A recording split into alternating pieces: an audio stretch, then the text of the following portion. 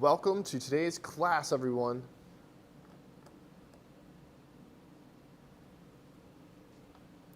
Let me see if I can get this. I have some technical difficulties happening at the moment, so I do apologize. I'm just making sure I can hear myself. If you're here live, make sure to tell me in the chat that you can hear me. And let me know where you're tuning in from. It's really cool to see where everyone's cooking from, especially because this is so fun. Like I can reach so many more people so far away. So today we're going to be making a very simple but really awesome garnish that I think you've seen on many of your plates in restaurants that quite possibly make it seem as if the food's more expensive than it actually is. That garnish is a scallion curl. These are really simple. You don't need that many scallions either to make them happen. Try to get them in the shot. But it's a good time to do them too. If you're on the East Coast, I'm in Pennsylvania. We have a lot of scallions popping up in our garden, and they're actually very, very big and nice and hearty. So if you can see, this may not be what you find in the grocery store because they're all always the same. They're about this big, always the same size. This is what a wild scallion looks like. So we're going to take this and turn it into this with very little ingredients. Okay, let's change this picture for me. If you are new here, make sure to tell us where you're tuning in from. And if you're not subscribed to this channel, know that when you do subscribe to our channel, we're going to be doing a lot more of these cooking classes, tips, tricks. I call them skills classes to allow you to become the best chef you can be from your home. So know that this is free for you to check out. And if you want to dive deeper, there is a link in the chat or the description that will take you to the post on how to do this step by step. So let me change it up. All right, the first thing we're going to do is grab your scallions. Make sure you rinse them off. If you have scallions that are nice and fresh, you may notice that they look like they're repelling water. They naturally do that. It's like a defense mechanism that they've built up themselves. I can try to show you real quick with water I have. But it's almost like it runs right off of them.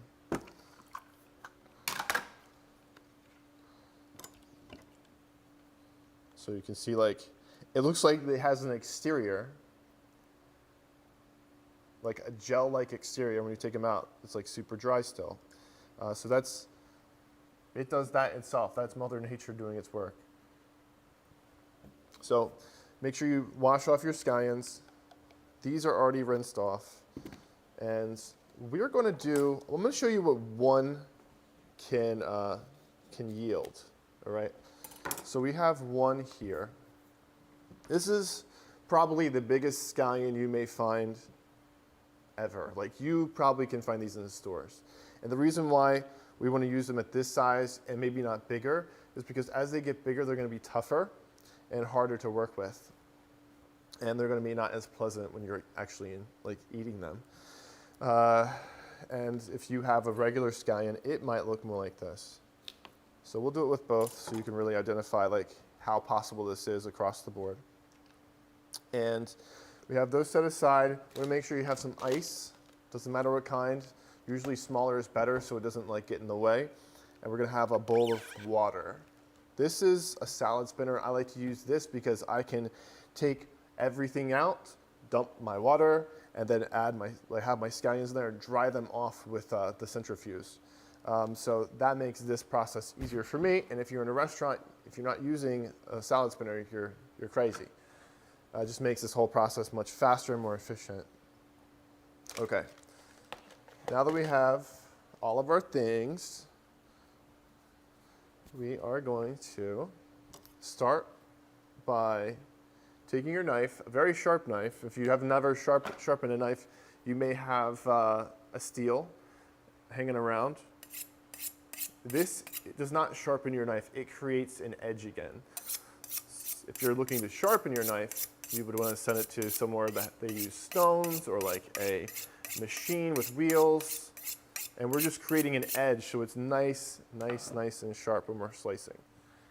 And always wipe off your knife because you'll have all these metal particles coming off. Now you're going to put the tip of your knife into the hole, so the bottom of the scallion. And you're gonna basically just carefully ride it towards the top. Now what happens now is we're going to fan it out. I say in the instructions to make it parallel with your cutting board. And what I mean by that is like this way, not that way. But for the sake of the camera shot, we're going to make sure, well, maybe we can bring it down this way. We're going to make sure it's nice and close to the camera as possible. Now, the first cut is always going to be like how you're feeling. You can make scallion curls to where they're like this. You can just slice right down. So if you have a really, really fat scallion, this might be the best way to do it. They're going to be nice and tiny, right? They're going to be really tiny curls. And they're not going to do like the curly Q form. They're just going to close up like a circle. To get the curly Q, you have to go at a bias, right? So cut your, and at a bias means like at an angle. So we're going to chop one end off. No big deal. You can use that for cooking. And you're going to just, how do I explain this? There's a chef who taught me when slicing chives to, slice as if you're not slicing anything, but getting it nice and thin is like how you do that. So you're going to feel like you're not cutting anything at all, right? And they're going to get the scallions nice and thin by doing that. If you're starting to cut in to your scallion, just like brush it off. I don't really have an answer for that besides clean off your knife real quick like this and go back. But if you notice, it's super simple. It's like really, this can be a really fast thing you do right before you get cooking the rest of your dishes or as you're finishing up your dishes. That's what we'll do in the kitchen and in the restaurant. Now to get really, really long curls, you want to just take your angle, make it larger. So I'm going to move this out of the way real quick. We're going to make this angle just much more bigger. And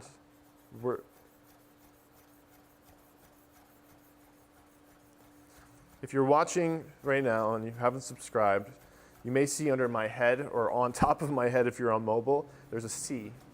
That is the button that you would press if you are looking to subscribe to our channel. So if you haven't done that, make sure to do so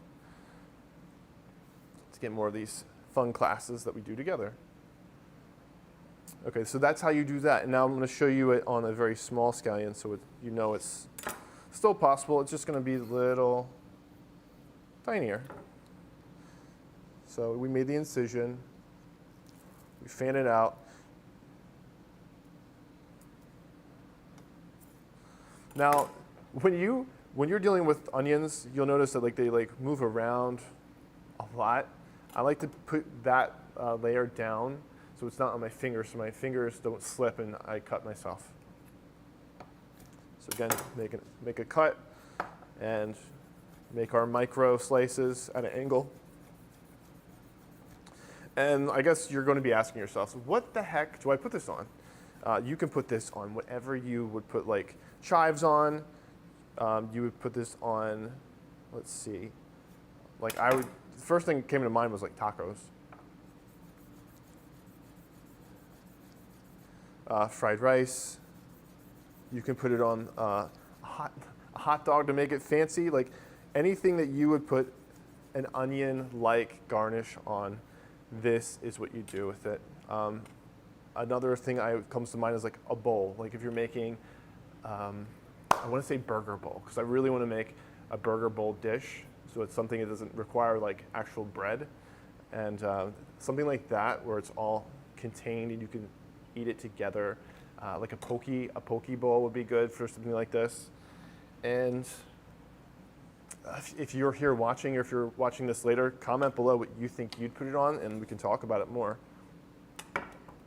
Okay, so as we finish up, we're going to put the scallion slices into this water.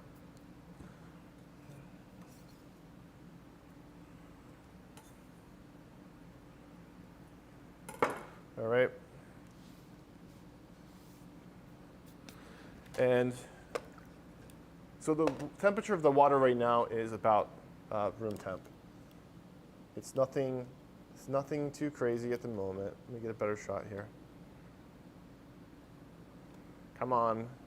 If I had a camera person, this would be easier.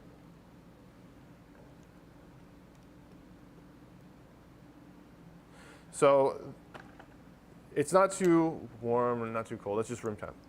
But by adding the ice, it's going to shock the vegetable, like shock the scallion, and make them very tight. We just want to make sure when we're adding the ice that we're not adding too much, or else these scallion curls aren't going to have enough room to kind of close in on themselves. Also, if the water is way too cold, they're going to freeze in place. So this part takes like maybe a couple minutes. And I'll use like tweezers or my hands to kind of just move them around. And in the restaurant, you'd basically do this and set off to the side. And while they're setting up, you'd be finishing cleaning up your station and doing something else that's extremely important, like whatever that may be.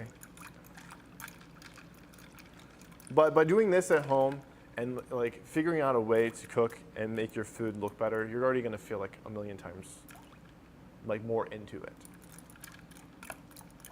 And they say we eat with our eyes first, so this is part of that process.